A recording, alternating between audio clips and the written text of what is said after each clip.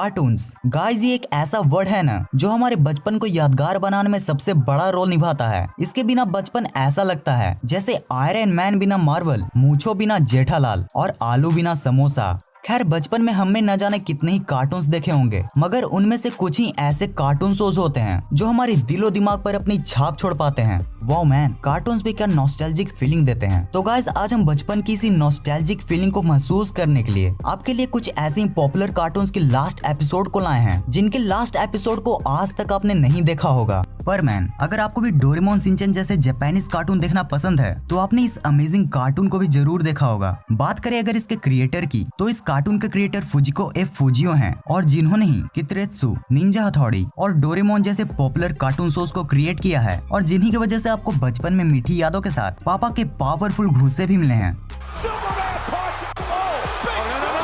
इस कार्टून में टोटल 5 परमन्स हैं जिसमें मित्सुओ इन सब का लीडर होता है। चलिए अब हम जान लेते हैं कि इसके लास्ट एपिसोड में क्या होता है। तो अगर इसके लास्ट एपिसोड के स्टोरी की बात करें तो उसमें दिखाया जाता है कि मित्सुओ एक मैच्योर परमैन बन जाता है जो अपने सारे काम में अपना 110% देता है और परमैन की इसी प्रोग्रेस से खुश होकर बर्डमैन उसे दूसरे प्लेनेट भेजना चाहते हैं जहाँ उसी के जैसे रिस्पॉन्सिबल परमैन की जरूरत है। परमैन ये सुनकर खुश तो होता है पर उसे अर्थ को छोड़ने का दुख भी होता है और ठीक उसी समय से उसे पता चल जाता है कि वो अर्थ पर ज्यादा समय तक नहीं रह पाएगा, इसलिए वो एक अच्छे बच्चे की तरह मम्मी की बर्तन धोने में मदद करता है, डैड की मालिश करता है, अपनी झगड़ालू बहन गोको से गले भी मिलता है और मिचिको से मिलने भी जाता है और अगले सुबह बहुत मुश्किल से उठकर अपनी मम्मी से गले लगकर बर्डमैन के साथ बाकी परमैन से मिलने जाता है जहाँ सभी उसे गिफ्ट्स देते हैं और वहीं पाको उसे यूएफओ के पीछे बुलाकर अपना फेस रिवील करके परमैन को बताती है कि वही मिस सुमेरे है और फिर इसके बाद इंड में परमैन बर्ड स्टार चला जाता है। हड्डी मेरा बड्डी। तो देवियों एवं सज्जनों, अब हम बात कर लेते हैं फिसड्डी हड्डी की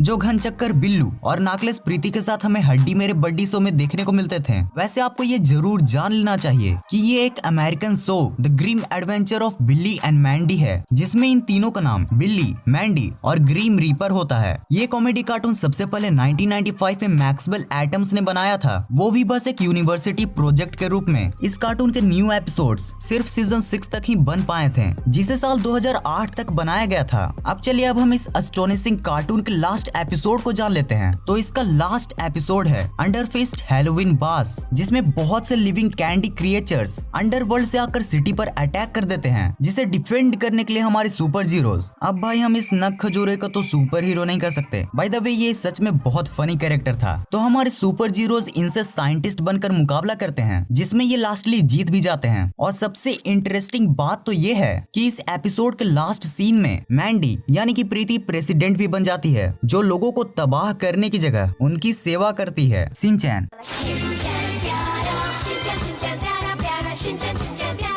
ये गाना तो आपने सुना ही होगा। जी हाँ गाइस, ये गाना हमारे बचपन के one of the best cartoon shows Shinchan का ही है। इस कार्टून शो के बारे में मैं क्या ही कहूँ। जब मैं बचपन में शिनचैन की नकल करता था तब सच में मजा ही आ जाता था। हाँ वो बात अलग है कि उस हिसाब से तगड़ी वाली बेइज्जती भी करवाई है। खैर ये कार्टून सबसे पहले एक वीकली मैगजीन एक्शन मांगा में दिखाई दी थी जिसको योशितो युसुई ने क्रिएट किया था। लिटरली ये एक ऐसा यूनिक कार्टून है जो बिना किसी गैजेट और सुपर पावर के भी हमें बहुत ज्यादा एंटरटेन करता है। लेकिन गाइस अगर आपने इस कार्टून को देखा होगा तो आप इसके लास्ट एपिसोड को भी जरूर देखना चाहते होंगे और जाने अनजाने से ही सही आपने इसके लास्ट एपिसोड को भी जरूर जान लिया होगा जिसमें अनफॉर्चुनेटली शिनचैन और हिमावारी दोनों की ही डेथ हो जाती है। पर गाइस क्या हो अगर मैं आपसे बोलूं कि ये बिल्कुल फॉल्स स्टोरी है। जी हाँ गाइस, ये एक सिर्फ र्यूमर है जिसका सबसे बड़ा प्रूफ शिनचैन की 2013 की मूवी विलन और दुल्हन है जिसमें शिनचैन के फ्यूचर के बारे में बताया जाता है और जिसमें हमें शिनचैन और हिमावारी दोनों का ही बोल्ड और मैच्योर लुक देखने को मिलता है। Phineas and Ferb. अगर आपको भी बचपन में मेरी ही तरह किसी भी टॉय को तोड़कर उसके अंदर के पार्ट्स को देखने का साइंटिफिक शौक था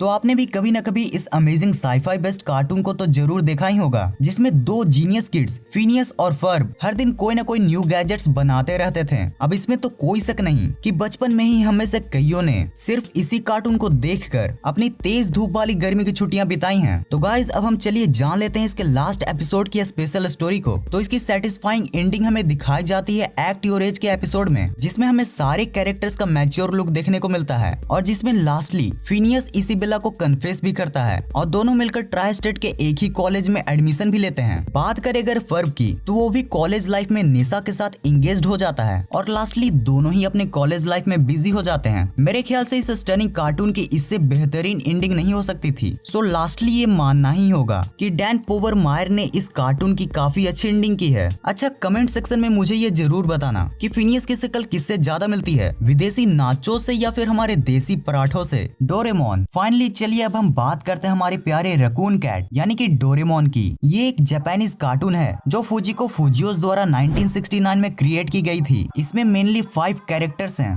डोरेमोन, नोबिता, सुजुका, जियान और सुनियो। जी हाँ गाइज, आपने सही गेस किया, ये वही बच्चे थे जो बचपन में न खुद पढ़ते थे और न ही हमें पढ़ने देते थे। बात करें अगर इसकी स्टोरी लाइन की, तो इसमें एक बकलोल बॉय नोबिता होता है जो हमेशा ही अपने 22nd सेंचुरी से आए रोबोट फ्रेंड डोरेमोन से गैजेट्स की डिमांड करते फिरता है। अब मेरी तरफ इस तरीके से मत देखो। तो चलिए अब हम जान लेते हैं इसकी एंडिंग को। तो इसकी एंडिंग आज भी एक कंफ्यूजन बनी हुई है, क्योंकि एक मांगा में ये दिखाया गया है कि डोरेमोन एक दिन अचानक अपने आप ही काम करना बंद कर देता है और जब नोबिता इस बारे में डोरेमी से पूछता है तो उसे पता चलता है कि अब डोरेमोन सिर्फ फैक्ट्री रीसेट के थ्रू ही ठीक हो सकता है, जिसमें वो नोबिता संग बिताई हर एक मेमोरीज को लूज कर देगा। नोबिता को ये बात बिल्कुल पसंद नहीं आती और वो बाद में मैच्योर होकर खुद ही डोरेमोन को ठीक कर देता है। और वहीं दूसरे एंडिंग में ये दिखाया जाता है कि नोबिता को एक सिजोफ्रेनिया नाम की बीमारी होती है, जिसमें वो डोरेमोन को as a fictional character imagine करता है और लास्टली सच्चाई को जानकर अपने आप को गोली मार लेता है। लेकिन गाइस, आज तक इसका ऑफिशियल लास्ट एपिसोड नहीं बनाया गया है, क्योंकि इसके लास्ट एपिसोड बनाने से पहले ही इसके दोनों क्रिएटर्स अलग हो गए थे और इसकी पॉपुलैरिटी को देखकर मुझे ये बिल्कुल भी नहीं लगता कि अभी इसका लास्ट एपिसोड भी बनेगा। और गाइस, अगर सच बताऊं तो मैं भी यही चाहता हूं, क्योंकि ये हमारे लिए सिर्फ एक कार्टून ही नहीं बल्कि एक इमोशन है। तो यही होती है वीडियो खत्म। अगर आपको वीडियो देखने में मजा आया हो तो इस वीडियो को लाइक और शेयर जरूर कर देना, और अगर आपको ऐसी इंटरेस्टिंग वीडियो देखना पसंद है तो चैनल को सब्सक्राइब करके बगल वाले बेल आइकन को ऑन कर देना। इस वीडियो को पूरा एंड तक देखने के लिए thanks for watching this entire video.